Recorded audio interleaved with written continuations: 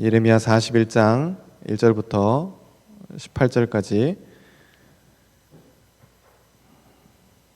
저와 여러분이 번갈아가며 읽겠습니다. 제가 먼저 읽을게요. 1절입니다. 일곱째 달에 왕의 종친 엘리사마의 손자요 느다냐의 아들로서 왕의 장관인 이스마엘이 10사람과 함께 미스바로 가서 아히감의 아들 그다리아에게 이르러 미스바에서 함께 떡을 먹다가 이스마엘과 그와 함께 있던 10사람이 일어나서 바벨론의 왕의 그 땅을 위임했던 사반의 손자 아히감의 아들 그다리아를 칼로 쳐 죽였고 이스마엘이 또 미스바에서 그다리아와 함께 있던 모든 유다 사람과 거기에 있는 갈대아 군사를 죽였더라.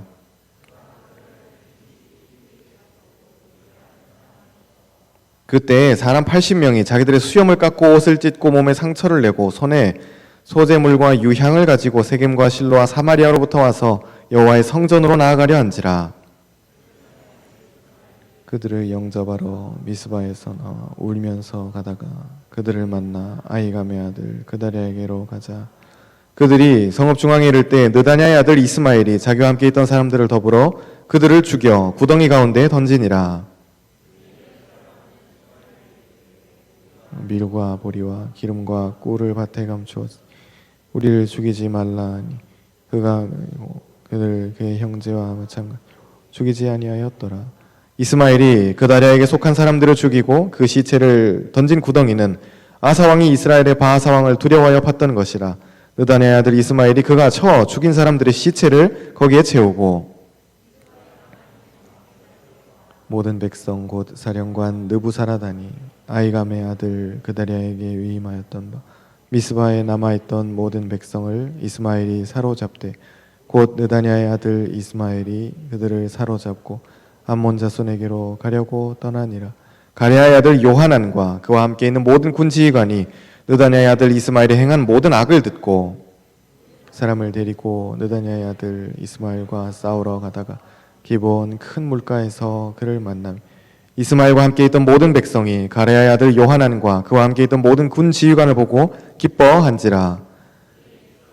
이스마엘이 사로잡은 모든 백성을 돌이켜 가레아의 아들 요하난에게로 돌아가니 느다냐의 아들 이스마엘이 8사람과 함께 요하난을 피하여 암몬 자손에게로 가니라. 그와 함께 있던 모든 군 지휘관이 느다냐의 아들 이스마엘이 아히감의 아들 그다리아를 죽이고 미스바에서 잡아간 모든 남은 백성 곧 군사와 여자와 유아와 내시를 기브온에서 빼앗아 가지고 돌아와서 애굽으로 가려고 떠나 베들레헴 근처에 있는 게롯 김함에 머물렀으니 이는 느다냐의 아들 이스마엘이 바벨론의 왕이 그 땅을 위임한 아히감의 아들 그다리아를 죽였으므로 그들이 갈대아 사람을 두려워함이었더라. 아멘. 예레미야 말씀을 계속해서 보고 있습니다. 저를 따라서 한번 해보겠습니다. 심판받고 살아납시다. 이게 예레미야의 주제입니다. 하나님이 심판을 우리에게 주신다고 할 때 혹은 그들에게 심판을 유다 백성들에게 심판을 준다고 이 말씀에서 그렇게 이야기할 때 그 주제는 말이 앞뒤가 좀 안 맞는 것 같지만 하나님 심판을 주시는 이유는 다시 하나님께로 돌아오라 심판받고 살아나라고 말씀하시는 그 하나님의 애타는 마음입니다. 위기는 사람의 정체성을 드러내게 되어 있죠. 주중에 이제 아는 목사님하고 잠깐 만나서 이야기를 하다가 전혀 제가 깨닫지 못했던 그 부분에서 또 새로운 깨달음을 얻었습니다. 교회가 위기일까를 생각해 봤을 때 그건 아니라는 거예요. 교회는 위기가 아닙니다. 누구의 위기일까요? 교인들의 위기이지 교회는 위기가 아니에요. 저는 굉장히 그래서 안일하게 생각하고 있었는데 그렇죠. 교회가 위기라고 생각하는 것 자체가 아니라는 겁니다. 왜 그럴까요?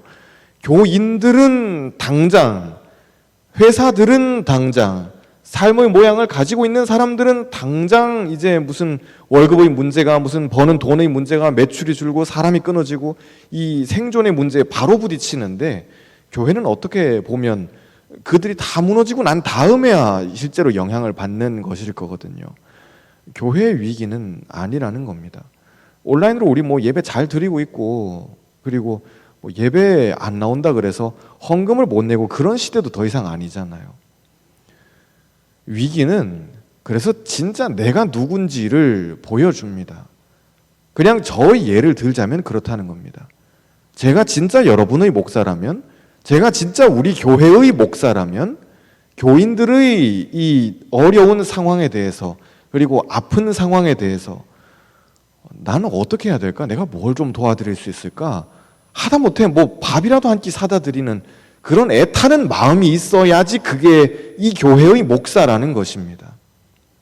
그게 아니라면 제가 누누이 말씀드리지만 교인들은 죽어나가는데, 사람들은 아픈데, 당장 월급이 끊어지는데, 우리 전세값 때문에 이사 가야 되는데, 그런 이야기 할 때 아무런 느낌이 없다면 그건 그냥 교회의 직원일 뿐이에요. 그래서 여러분의 목사를 위해서 더욱 기도해 달라고 부탁드리고 싶습니다. 위기는 그 사람이 누구인지를 드러냅니다. 여러분도 마찬가지예요. 여러분이 그리스도인이라고 할 때 위기 앞에서 내가 진짜 예수님을 따라가는 사람인지, 아니면 그냥 내 기분대로 내 생각대로 결정하면서 살아가는 사람이었는지가 드러납니다. 코로나가 사람의 정체성을 드러냈죠. 인류의 정체성을 드러냈는데, 그저께 이제 어떤 신문의 사설에서 이제 봤던 이야기인데, 코로나가 드러낸 인류의 정체성은 뭘까요? 진짜 말 안 듣는다는 겁니다. 사람은 정말 말 안 듣습니다. 어제 이제 이탈리아에서 확진자가 어제 하루 10,000명 나왔어요. 확진이 10,000명 나왔습니다. 죽은 사람들도 많이 나왔고, 그런데 여전히 한쪽에서는 시위하고 있어요. 우리가 왜 마스크를 써야 되냐, 사람의 자유를 존중해달라, 뭐 이런 소리 하고 있는 거예요. 10,000명이 확진 걸려가지고 이제 죽느냐 사느냐 이러고 있는데, 한쪽에서는 자유를 인정하라 그러고 정말 말 안 듣는 겁니다. 그래서 정부에서는, 우리나라 말고 이탈리아에서는 지난 봄에 한번 나라 전체를 2주 그냥 문을 걸어 잠갔었는데, 또 한 번 이걸 해야 되냐 지금 진지하게 고민하고 있어요. 쉽게 2번 못 할 겁니다. 2주 나라 걸어 잠그는데 우리 돈으로 2조 들어갔습니다. 이 나라를 세워버리면은, 그러면 여러분들 아예 바깥으로 못 나가는 거예요. 뭐 물건 사러도 못 나가고 집 안에만 그냥 있는 겁니다. 내가 도로로 나갔을 때 군대와 경찰이 내 앞을 막는 그런 일이 벌어지는 거예요. 그런데도 불구하고 사람들은 여전히 내 자유가 중요한 거지, 나 마스크 쓰기 싫어, 난 답답해, 내가 왜 마스크를 써야 돼? 라고 하는, 우리가 그냥 봤었을 때 참 이해하기 어려운 그런 모습을 보이고 있는 것이죠. 그게 비단 그들의 모습뿐만 아니라 우리의 모습이기도 한 것입니다. 정말 남의 말 안 듣는 것이 우리의 정체성이라는 것이죠. 사람의 정체성은 정말 남의 말 안 듣습니다. 오늘 말씀에서도 비슷한 사람들이 나옵니다. 남의 말이라고 했었을 때 이것은 꼭 사람의 말뿐만 아니라 하나님의 말도 해당되는 것이겠죠. 지금 이때의 시점은 유다가 망하고 예루살렘이 무너지고 난 다음에, 그리고 남아있던 사람들 사이에서 벌어진 일이에요. 하나님 분명히 이야기하셨거든요. 바벨론에 반항하지 마라, 저항하지 마라, 항복하면 목숨만은 살려줄 것이다. 왕에게 이야기하고 신하들에게 이야기하고 예레미야를 통해서 이 많은 백성들에게 길거리에서 이야기하고 다 그랬는데도 사람들 끝까지 말 안 듣습니다. 마치 바벨론에 저항하는 것이 무슨 민족을 사랑하는 것이냐, 그렇게 착각하고 자기들 하고 싶은 대로 결국 했던 거예요. 그런데 오늘 말씀에 나오는 이스마엘이라고 하는 그 사람은, 이 사람 유다의 왕족이고 또 고관이에요. 그런데 나라가 망하고 난 다음에 이 남아있는 사람들과 함께 있으면서 바벨론 이 유다의 총독으로 임명했던 그다리아라고 하는 사람을 죽입니다. 죽이는 것도 모자라서 자기가 거기에서 이제 내가 칼 잡고 있으니까 거기서 힘자랑하고 마치 이렇게 깡패처럼 자기 하고 싶은 대로 하는 그런 모습들을 보이고 있습니다. 80명의 성전 순례자가 있었다고 오늘 말씀에서는 이야기하고 있어요. 나라가 망하고 난 다음입니다. 80명이 우리가 성전이 망했지만 그 자리에라도 가서 좀 예배 드리고 싶다라고, 물론 이 사람들도 잘한 건 아니에요. 뒤에 다시 한번 이야기를 해보겠지만은, 예배 드리러 가고 싶다라고 하는 그 사람들을 붙잡아가지고 70명은 그 자리에서 죽여서 안매장해버리고 10명한테는 뇌물 뜯어가지고는 너들은 돈 줬으니까는 살려보내고, 정말 자기 마음대로 하는 그런 모습을 보이고 있죠. 참 혼란스러운 시대였습니다. 이 시대가 혼란스러운 것은 그냥 혼란스러워서 혼란스러운 게 아니에요. 정확하게 이야기하면 그들이 하나님을 왕으로 모시지 않았기 때문에, 하나님의 음성을 듣지 않았기 때문에 혼란스러웠던 것입니다. 우리도 마찬가지예요. 우리 중에 뭐 유유자적하게 이렇게 편하게 살아가는 사람이 누가 있어요? 다 혼란스럽습니다. 그런데 내 삶이 혼란스러운 이유는 컨디션이 혼란스러워서가 아니라, 내 상황이 어지러워서가 아니라 왕이신 하나님을 모시고 있지 않기 때문에 혼란스러운 것이죠. 이스라엘은 앞뒤 좌우로 다 이민족들에게 둘러싸여 있는 나라였어요. 물론 지금도 그렇습니다만, 그들이 사울 시대에, 다윗 시대에, 그리고 사사기 때, 솔로몬 시대 때 강한 나라를 만들 수 있었던 이유는 그들이 무슨 국방력이 강해서 군사들이 많아서 그런 게 아니에요. 하나님의 음성을 들을 줄 알았기 때문에 그렇습니다. 상황은 여전히 똑같아요. 이민족들에게 둘러싸여 있는, 하나님 전혀 모르는 이방 민족들에게 둘러싸여 있는 그 상황은 똑같아요. 그런데 그들이 하나님을 그들의 왕으로 모실 때와, 내가 나의 인생의 왕좌에 앉을 때와 이것이 다르다는 것입니다. 80명의 성전 순례자들이 성전 가겠다고 그렇게 나서요. 근데 그 사람들이 하는 모양을 가만히 보면은 이것 또한 하나님이 기뻐하시지 않았던 것을 알 수 있습니다. 신명기 말씀을 같이 한번 읽어보도록 할게요. 14장 말씀입니다. 같이 읽읍시다. 시작. 너희는 너희 하나님 여호와의 자녀이니 죽은 자를 위하여 자기 몸을 베지 말며 눈썹 사이 이마 위에 털을 밀지 말라. 이 말씀은 어떤 말씀이냐면은 그 당시에 많은 이방 종교들, 자기의 몸을 자해하면서 막 제사 드리는 그 이방 종교의 모습을 너희들이 따라가지 말라고 하나님 말씀하시는 것입니다. 모세 시대 때 이미 하나님이 음성을 주셨어요. 이 목적은 이방 종교, 하나님 모르는 그 사람들이 제사 드릴 때 자기의 몸을 막 자해하면서까지 그렇게 했었을 때 그들의 신이 더 기뻐할 것이다라고 착각하는, 정말 극단적인 자기 이기주의의 그런 모습을 하나님이 따라가지 말라고 분명하게 선을 그으신 것입니다. 제사 드릴 때 자해하지 마라라고 분명히 그렇게 말씀하시죠. 그런데 열왕기상에 보면은 비슷한 맥락에서 이야기가 나옵니다. 한번 볼까요? 16장 말씀입니다. 18장 말씀 같이 한번 읽어보겠습니다. 시작. 그들이 받은 송아지를 가져다가 잡고 아침부터 낮까지 바알의 이름을 불러 이르되 바알이여 우리에게 응답하소서 하나 아무 소리도 없고 아무 응답하는 자도 없으므로 그들이 그 쌓은 제단 주위에서 뛰놀더라. 여기까지 보도록 할게요. 그들이 이 지금 엘리야와 바알 선지자 850대 1로 싸우는 그런 장면입니다. 뒤에 보면은 어떤 이야기가 나오냐면은 그들이 불을 내려달라고 바알 신에게 열심히 기도해요. 갈멜산 꼭대기에서 제단을 쌓아놓고 열심히 기도하는데 불이 와요, 안 와요? 안 와요. 그러니까 엘리야가 옆에서 막 더 막 약을 올리는 겁니다. 바알은 신이니까 낮잠을 자고 있을지, 어디 뭐 여행을 가고 있을지, 아니면 뭐 이렇게 채팅하고 있을지 모르는 일이잖아. 좀 더 크게 질러서 한번 불러봐라. 한번 소리 질러. 뭐 막 약을 올린 거예요. 그러니까 그들이 막 자기 몸을 찔러가면서 피를 막 흘려가면서 바알에게 막 응답해달라고 하는 전형적인 이 이방 종교의 모습입니다. 그런데 오늘 말씀에서 이 성전 가겠다고 하는 사람들이 어떻게 해요? 자기의 몸을 찌르면서 피를 흘리면서 믿는 것은 하나님 믿는다고, 성전 가겠다고. 이 사람들이 어디 다른 데 가는 게 아니에요. 예루살렘 성전 가겠다는 거예요. 물론 성전 다 부서지고 뭐 아무것도 없어요. 바벨론 사람들이 다 쑥밭으로 만들어 놨을 텐데 거기라도 가겠다고 하는 사람들의 정성인데 모양새는 이방 신들을 섬기는 제사장들처럼 그렇게 예배드리고 있었다는 거예요. 이건 하나님 기뻐하시는 모습이 아니에요. 혼란스러운 이 시대의 모습이에요. 에스겔에서도 보면은 성전은 하나님 성전이에요. 에스겔이 예언할 때 성전은 하나님 모시는 성전을 만들어 놨는데 그 안에 들어가면은 하나님을 모시는 그룹도 있고 그 좌우로 이방의 우상들도 같이 해놓고, 그러니까 문제는 뭐냐면 하나님을 안 섬기는 게 문제가 아니라 하나님만으로 만족을 못하는 것을 하나님 미워하신다는 거예요. 우리가 하나님 안 섬겨요? 우린 하나님 섬겨요. 제가 안 섬겨요? 전 누구보다 열심히 섬긴다고 자부하는 목사예요. 여러분들도 하나님 안 섬겨요? 다 모태신앙들이고 다 예배 열심히 드리고 다 봉사하잖아요. 그러나 하나님 슬퍼하시는 것은 하나님만으로 만족하지 못하는 우리의 모습이에요. 그러니까 우리는 자해해요.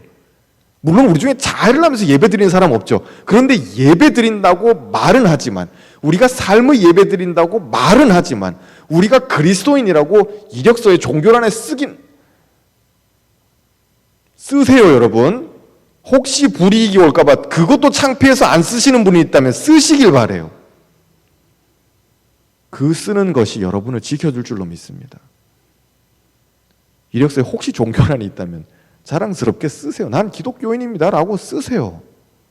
처음부터 선을 그어버리셔야지 그 다음에 야, 너 교회 다니지? 그러면서 술자리 가서 그런 이야기가 나올 수 있어요. 야, 넌 패스. 뭐 이런 이야기라도 할 수 있지. 종교란에 뭐 무교 뭐 이렇게 써버리면, 아, 우리 아빠가 불교 믿으니까 불교 이래버리면은, 하나 물러서 버리면 그 다음 또 물러서게 되고 또 물러서게 되는 거예요. 그냥 아예 선을 그어버리셔요. 그런데 그걸로 그치는 것도 안 되겠죠.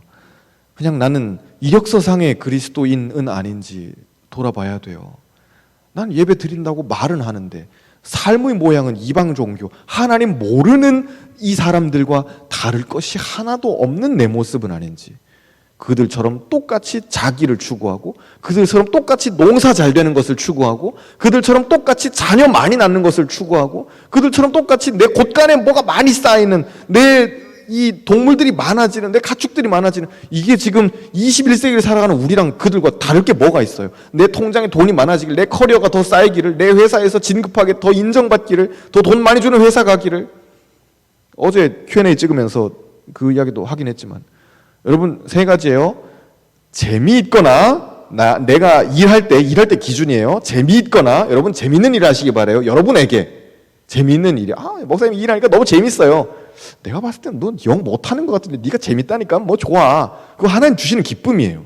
재미있거나, 두 번째, 내가 잘하거나. 재미는 별로 없는데 난 스페셜리스트, 내가 마우스 한번 잡으면 팍팍팍팍 이게 되면 옆 사람들 다 인정해줘. 네가 하니까 잘 된다 야, 이렇게 이야기해주는, 재미있거나 잘하거나. 그도 아니면은 그냥 돈 많이 주는데 가셔요. 솔직히 인정할게요. 재미있거나 잘하거나 돈 많이 주거나. 근데 재미도 없고 잘하지도 못하고 돈도 적게 줄 것 같으면 그런 회사 그만두셔요. 왜 그런 데를 다녀요? 그지 않아요? 전 뭘까요? 제 직장인 신당중앙교회는 저한테 뭘까요? 돈을 많이, 할렐루야, 돈을 많이 줄까요? 제가 목회를 잘한다고 생각하진 않아요. 저는 근데 하나님께서 주신 그 기쁨으로 있는 거예요. 잘 때 내일 하루 또 시작, 내일 출근하기 정말 싫다, 출근하지도 않았는데 퇴근하고 싶다, 이게 아니에요. 그냥 우리 되게 공감하는 그런 표정들인데 출근하지도 않았는데 퇴근하고 싶은 그런 마음이 아니에요. 저는 하나님께서 주시는 기쁨이 있어요. 저는 이게 정말 하나님 주시는 마음이라고 믿어요. 출근하고 싶어요. 사무실에 가는 게 즐거워요.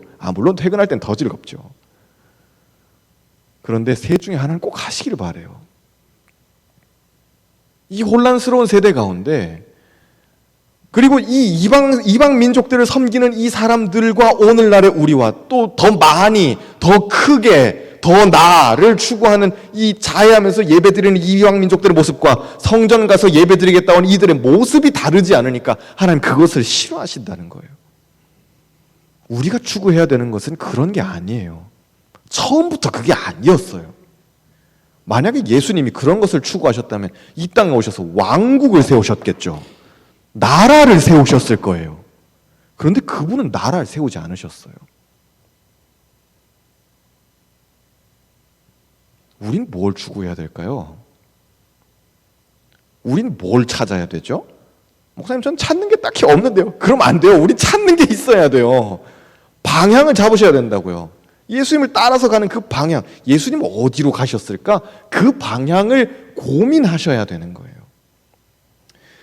온라인, 오프라인 예배에 관해서도 마찬가지예요. 이 자리에 이제 지금 현장에 나와 계시는 분들 다 얼굴 보니까 참 좋고 환영하고 다 축복하고 너무 귀하고 예쁜데, 오프라인 예배와 온라인 예배에 대해서 우리가 이 예배드리는 80인의 예배자를 보면서 우리가 생각해야 될 부분이 또 있어요. 하나님은 우리에게 뭘 원하실까요? 온라인 예배를 원하실까요? 오프라인 예배를 원하실까요? 그게 아니에요. 아버지께서는 참되게 예배하는 자들을 찾으세요. 요한복음 4장. 아버지께서는 자기에게 예배드리는 자들을 찾고 계셔요. 사람은 끊임없이 성전을 지었어요. 사람은 끊임없이 모양새를 만들어요. 예배 드릴 때는 이것도 해야 되고 저것도 해야 되고 이것도 넣어야 되고 이것도 해야 되고 이 자리에서 해야 되고 뭐 이 시간에 해야 되고 다 있어요. 이것은 어떻게 보면 다 모양이에요. 그렇죠? 눈에 보이는 어떤 모양이잖아요. 사람은 끊임없이 집을 세우지만, 성전을 세우지만 하나님은 끊임없이 그 성전을 허무셔요. 언제? 그 성전이 하나님이 되어버릴 때, 그때 하나님은 성전을 허물어 버리셔요. 성전의 처음 시작은 뭐예요? 성전 처음 누가 만들었죠? 자, 아시는 분? 이스라엘 역사에서 성막 말고 성전 누가 제일 먼저 만들었어요? 솔로몬이 처음으로 만들었잖아요. 그렇죠? 그런데 역대하에 보면은 6장에 솔로몬이 이런 기도를 해요. 한번 볼까요? 이 기도는 솔로몬이 이제 자기 성전을 만들어 놓고 난 다음에 하나님께 봉헌할 때 드렸던 기도예요. 말씀이 준비되어 있나요? 한번 보겠습니다. 없나요? 네. 역대하 6장 18절 같이 한번 읽어볼까요? 시작. 하나님이 참으로 사람과 함께 땅에 계시리이까 보소서 하늘과 하늘들의 하늘이라도 주를 용납하지 못하겠거늘 하물며 내가 건축한 이 성전이오리이까. 솔로몬 성전 만들 때 공을 많이 들여요. 정말 공 들여서 이렇게 예쁘고 멋진 성전을 만들어 놓는다고요. 그런데 이 겸양인지는 모르겠는데 내가 만들어 놓은 이 성전, 왕의 이름으로 만든 성전이긴 하지만은 감히 하나님을 모시기에 이거 지금 제가 만들어 드린 게 뭐 되겠어요? 라고 하는 솔로몬의 참 어떻게 보면 지혜예요. 하나님을 모실 수 있어요? 못 모셔요. 이 지구를 뒤덮을 만한 큰 건축물을 만든다 하더라도 그 건축물 안에 하나님 들어갈 수 있겠어요? 하나님 거기 못 모셔요. 왜? 하나님은 무엇이시니까? 영이시니까. 그분은 영이세요. 그래서 그분은 시간 안에 갇히지 않으세요. 그분은 공간 안에 갇히지 않으신다는 이야기예요. 사람들이 솔로몬이 이 성전 만들 때 하나님 참 기뻐하셔요. 왜 그랬을까요? 솔로몬은 그 사실을 알고 있었거든요. 성전을 만들긴 하지만 이 성전 안에 하나님을 모셔오겠다는 것이 아니라 하나님과 함께 이 자리에서 교통하는 자리로 하나님 그래도 한번 눈길이라도 주시면, 눈길이라도 주님 좀 주시면 이라고 하는 그 마음인 거예요. 예배자의 마음이에요. 하나님 그걸 너무 기뻐하셔요. 그런데 솔로몬이 떠나고 그 뒷세대가 또 뒷세대가 오면서 성전의 이 의미가 흐려졌을 때, 하나님과 교제하는 그 자리라는 이 의미가 흐려지고 그냥 건물만 신성시 되어 버렸을 때, 그때 하나님은 성전을 눌러버리셔요. 없애버리셔요. 부셔버리셔요. 적들의 손에 넘어가게 해버리셔요. 마음대로 해버리셔요. 그렇게 성전이 한번 부서지고 외국으로 끌려갔던 그들이 70년 만에 다시 돌아서 또 성전 지어. 예전만큼은 아니지만 우리 예레미야 때 봤잖아요. 작은 성전이지만은 에스라 말씀 때 봤었네요. 작은 성전인데 솔로몬만큼은 아니었는데 그래도 만들었어요. 그거 만든 거 또 하나님이 또 부셔버리셔요. 그리고 예수님 시대 때 있었던 성전은 헤롯 왕이 만들어준 성전이에요. 유대인들의 마음을 좀 얻어보려고. 그러니까 이건 무슨 하나님하고 상관이 있는 것도 아니고 제대로 된 제사가 드려진 것도 아니고 무슨 예배를 사모해서 뭐 이런 것도 아니에요.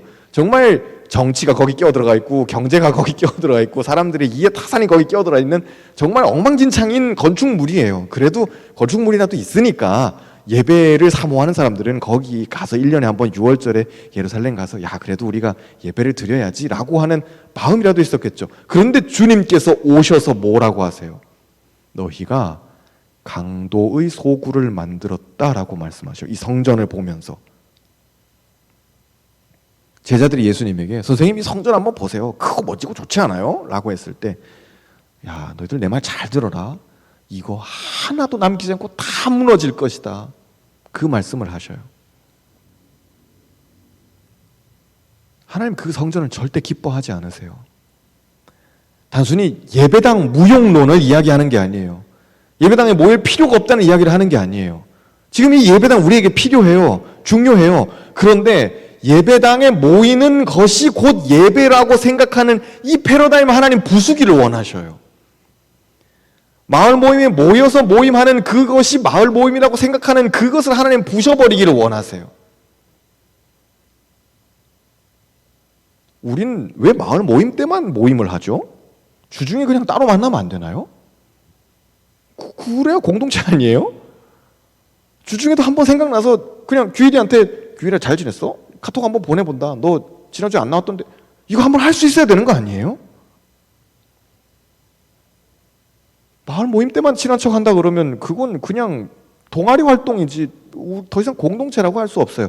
예배도 마찬가지. 일주일 내내 내 맘대로 살다가 주일날 주일이라는 이 시간에 그냥 건물인 이 신당 중앙 예배당에 와서 교회도 아니에요. 신당 중앙 예배당이잖아요. 신당 중앙이라는 이름을 가지고 있는 예배 처소예요. 이건 종교 부지에 세워져 있는 허가받은 건축물이에요. 그냥 그렇잖아요.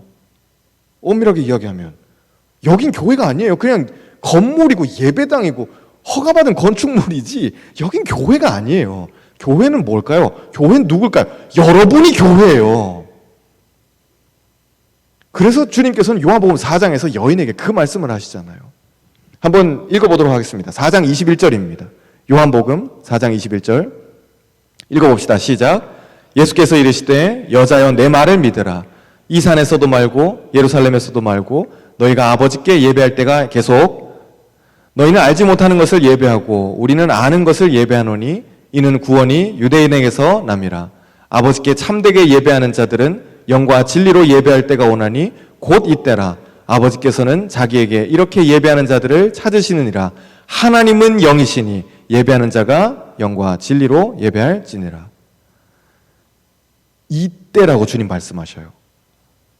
이 요한복음 4장에서의 여인은 예수님한테 우리 사마리아 사람인데 사마리아 사람들은 여기 산에서 예배드리지 뭐 예루살렘까지 갈 필요가 있냐 그러고 예루살렘 사람들은 유대인들은 야 뭐 사마리아 사람들은 예루살렘에 오지도 않고 뭐 거기서 예배드리는데 예배라 그러냐. 지금 이게 오늘날의 우리 모습이랑 크게 다를 게 없는 거예요.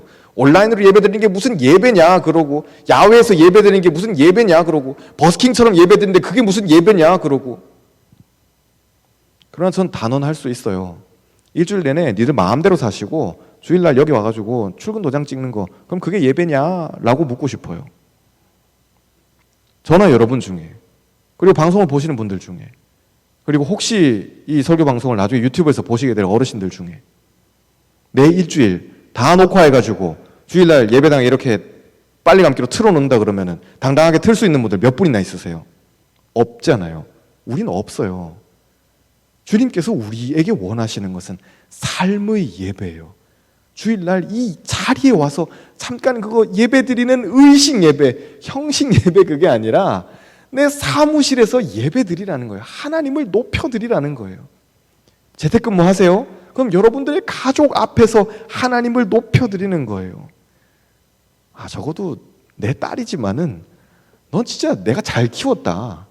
아빠가 뭐 이렇게 너한테 해준 게 없는데 엄마가 너한테 뭐 이렇게 신앙적으로 해준 게 없는데 넌 어떻게 나보다 더 잘 믿냐? 네가 나보다 낫다야. 적어도 엄마한테 이런 소리를 적어도 아빠한테 이런 소리를 들어야지 그게 삶의 예배 아니겠어요? 엄마보다 더 말씀 보시길 바래요. 우리의 아빠보다 더 기도하시기를 바래요. 여러분 사무실 가서도 적어도 술자리에서 예수 믿는다는 티는 내시기를 바래요. 그럼 되게 피곤해지겠죠. 넌 예수 믿는다면서? 그럼 사람들이 다 이렇게 볼 거 아니에요. 예수 믿는다고 하니까. 뭐 술자리에서 술은 안 마실 수 있겠지만 그럼 그 다음부터 나한테 제시되는 기준은 더 높을 거라고요. 그래서 그리스도인의 삶은 힘들어요. 그러나 기준이 높아지니까 힘들지만 주님께서 주시는 능력은 그 기준을 뛰어넘을 수 있도록 부어주시는 능력이에요.